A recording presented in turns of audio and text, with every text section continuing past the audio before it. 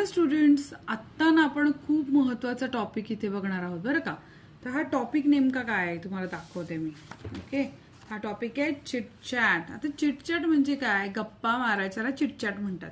आता इथे ती म्हणते हॅलो, हा म्हणते हाय, ती म्हणते hello, good morning, very good morning, असं आपण एकमेकांना ग्रीट केलं पाहिजे ना भेटल्यावरती. ए काय रे तू कसं आहे, असं नाही, आपण असं छान बोलायचंय. ठीक आहे, छान बोलायला शिकायचंय. बरं, व्हिडिओ सुरू झालाय, पटापट लाईकचं बटन दाबा आणि चॅनलला सबस्क्राईब करा. कोण म्हणतं आमच्या मुलांना सबस्क्राईब करता येत नाही? तर ना पटापट सबस्क्राईब करता. आता इथे बघा, लिसन अँड यूज. टीचर म्हणतात what do you do in the morning. तुम्ही सकाळी सकाळी काय करता? त्याच्याऐवजी तुम्ही कसं म्हटलं पाहिजे? What do you do in the afternoon, म्हणजे दुपारी काय करता. आता हे आफ्टरनून म्हणजे दुपार बरं का.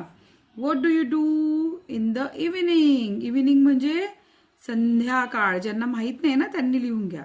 आणि what do you do in the night. Night तर सगळ्यांनाच माहिती असेल ना, रात्र. ठीक आहे, सो ही रात्र.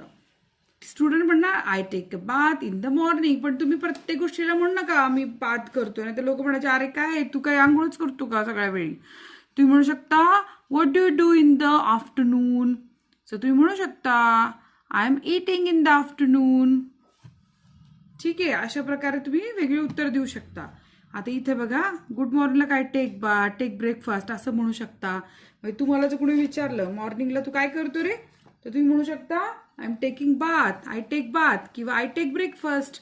कुणी विचारलं दुपारी की what do you do in the afternoon, तुम्ही म्हणू शकता टेक रेस्ट, मी आराम करतोय आता, किंवा टेक लंच, की मी लंच खातोय.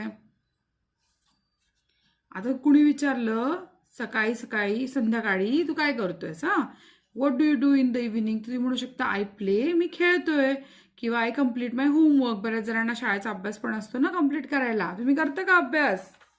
आणि रात्रीचं विचारलं की what do you do in the night, तर तुम्ही काय म्हणू शकता लिसन टू द स्टोरीज, आम्ही गोष्टी ऐकतोय, किंवा टेक डिनर, आम्ही रात्रीचं जेवण करतोय. दुपारच्या जेवणाला काय म्हणायचं, लंच, आणि रात्री जेवणाला म्हणायचं डिनर. फरक लक्षात घ्या. उत्तरं देण्यासाठी तुम्हाला इथे शब्द वाक्य सुद्धा दिली आहे, ती नीट लक्षात ठेवा. Practice the conversation at proper time and situation by using different interaction pattern. For example teacher student, student student. वर्गामध्ये तुम्ही घेतलं ना, मजा येईल फार.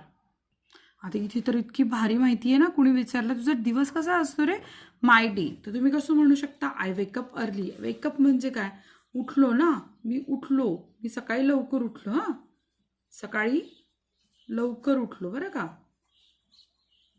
उठलो. आणि नंतर काय, आय ब्रश माय टीथ, मी काय केलं, दात घासले. हा, दात घासले.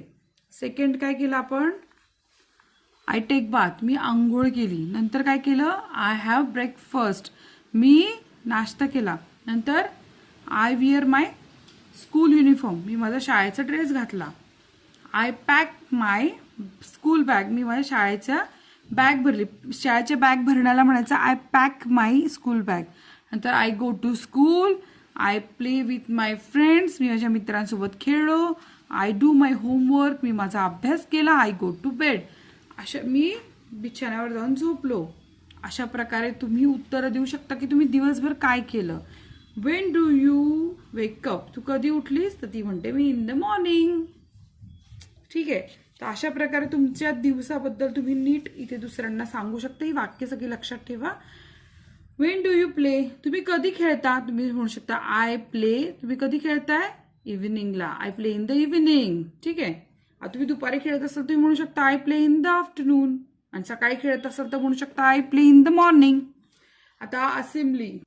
असेंब्ली म्हणजे काय, शाळेचा परिपाठ होतो ना, तुमच्या शाळेचा परिपाठ, शिक्षक असतात, विद्यार्थी असतात. तर कसं म्हणायचं तुम्ही विद्यार्थ्यांना, stand at is, Vishram, attention, सावधान. तर अशा प्रकारे या सूचना द्यायच्यात वर्गामध्ये, शिक्षकांनी मुलांना द्यायच्यात, किंवा तुम्ही जर परिपाठ घेत असाल तर तुम्ही स्वतः त्या सूचना म्हणायच्यात. स्टँड ॲट इज म्हणजे विश्राम, अटेन्शन, सावधान. स्टार्ट द नॅशनल अँथेम, तर राष्ट्रगान म्हणायला सुरुवात करायची आहे. ही सूचना अशी द्यायची, स्टार्ट द नॅशनल अँथेम. नंतर रेडी फॉर द राज्यगीत, राज्यगीतासाठी तयार राहा, ही सूचना अशी द्यायची आहे. Be ready for the pledge, pledge म्हणजे काय, प्रतिज्ञा, प्रतिज्ञा म्हणायला तयार राहा. ठीक आहे, आता पुढे काय म्हणायचं, स्टार्ट द प्रिएम्बल. तर प्रिएम्बल म्हणायला सुरुवात करायची आहे. तर आपण प्रास्ताविक म्हणतो त्याला म्हणायचं preamble. Join your hands, let us प्रे. तर हात जोडा प्रार्थना म्हणूया. तर ह्या सगळ्या सूचना आपल्या असेंब्लीमध्ये आपल्या फार कामाच्या येणार आहे. So for the teacher involve the children in giving instruction likewise. तुम्ही शिक्षकांनो ह्या सूचना घ्या, याचा मुलांना फार फायदा होणार आहे.